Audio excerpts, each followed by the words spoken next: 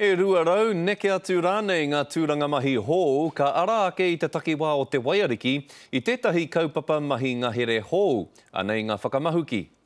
He mahi he oranga, koe rā te whakaaro nui i hua ake o te iwi kāinga o Kaingaroa. Nā te rongo, ka tīmatahia he kaupapa mahi hau ki wainga tonu i a rātau.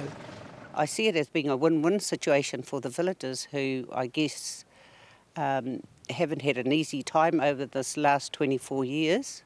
He ara e pōhiri hiana e pamata i Tapanui, kua roa e whakahaere ana i tana toa hokokai ki konei. That's exciting, very exciting, and it helps all our young ones that have been waiting for jobs for a long time, and other people that's needing jobs over here too as well.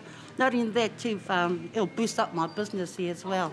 I raro i ngā kamupene o Pacific Pine me tētahi atu no Amerika. He kaupapa mahi tēnei kua roa e wāriu hiana i roto o ngā mahi tau hoko me tā wāhi.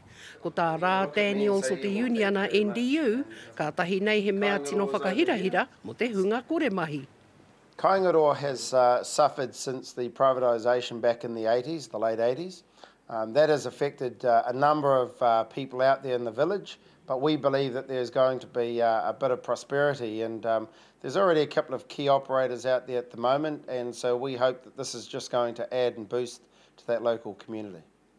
I toa atua no hoki I te hinu e kia nei ko te turpentine. A rā ko te rārawa atu e whai ana kai roto tonu e nei timu rākau. Ko te hinu e kia nei ko te rosin. A rā mā te mihini anō hoki, tuatahi atu I roto tēnei au, hei whakamahi. O ti rā, a rā ko ngā hinu e puta mai nei te rosin, ko ngā hinu whakakakara. I tua atu I Kaingaroa nei, he kaupapa mahi e nei, e mana ko hiana ka tīmatahia ki e rātu o ngā ngahere paina o te motu. Ko Hinerangi Goodman, mō te karere.